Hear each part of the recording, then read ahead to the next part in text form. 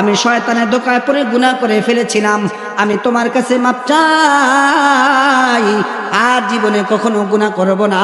সাহাবায়ে কেরাম জিজ্ঞাসা করলেন, ওগো পয়গম্বর, ফেরেশতাদেরকে এমনি ভাবে আল্লাহ তাআলা কুন ফায়াকুন বলে বানাইলেন, মানুষকে আল্লাহ তাআলা নিজ হাত দ্বারা নিজের সৃষ্টি করার পিছনে নিজ হাত ব্যবহার করলেন, মানুষকে বানাইলেন।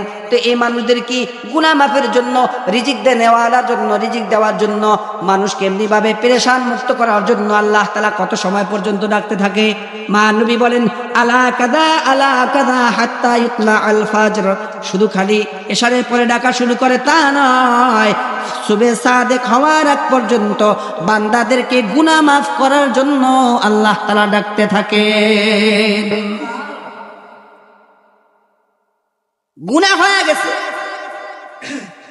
তো গুনাহ হয়ে যাওয়ার পরে তার রহমত থেকে নৈরাশ না হয়, আল্লাহ তাআলার কাছে আবার ক্ষমা চাওয়া, তাহলে আল্লাহ তাআলা মাফ করবেন। এজন্য আল্লাহ তাআলা বলে, বান্দা আমার পরিচয় নিয়ে এরপরে কবরে আসো। ইয়া আইয়ুহাল্লাযীনা আমানুত্তাকুল্লাহ হাক্কা তুকাতিহি ওয়া লা তামুতুন্না ইল্লা ওয়া আনতুম মুসলিমুন। আল্লাহ বলে, হে গোলাম, আমি আল্লাহ তাআলাকে ভয় করো, ভয় করার মতো। সাবধান সাবধান, কেউ মুমিন না হয়ে, মুসলমান না হয়ে কবরে আইসো না। একজন চিহ্নিত মানুষ গভীর রজনীতে তার শ্বশুর বাড়িতে জামাই যখন রাত 3টার সময় যা দাঁড়ায় গেছে, ঘরের দরজা যা ডাকছে, ঘর দরজা যখন করাঘাত করেছে, ভিতর থেকে শব্দ আসে, কে তুমি? বলে, আব্বা আমি জামাই আসছি। ঘরের দরজার ভিতর থেকে শব্দ আসে, দরজা খুলে দে, খানার ব্যবস্থা করে দে, রাতের বেলা রাত্রি যাপন করার জন্য, ঘুমাবার জন্য তার বিছানার ব্যবস্থা করে দে। কথা কয় না? এমনটাই তো হয়।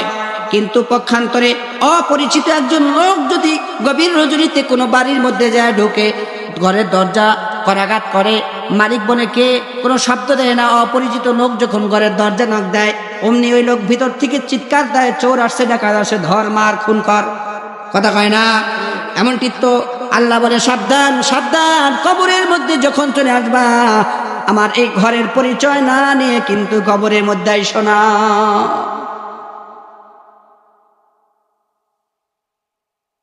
তার মানে আল্লাহ তাআলার সাথে যদি সম্পর্ক করতে চাও, যে নিয়ম তান্ত্রিক আল্লাহ রাসূল সাল্লাল্লাহু আলাইহি ওয়াসাল্লাম বর্ণনা করেছে, যেভাবে বলে দিয়েছে, ওইভাবে যদি করতে পারো, তাহলে হয়তো বা ওই ঘর তোমার আমার সাথে সুন্দর ব্যবহার করবে।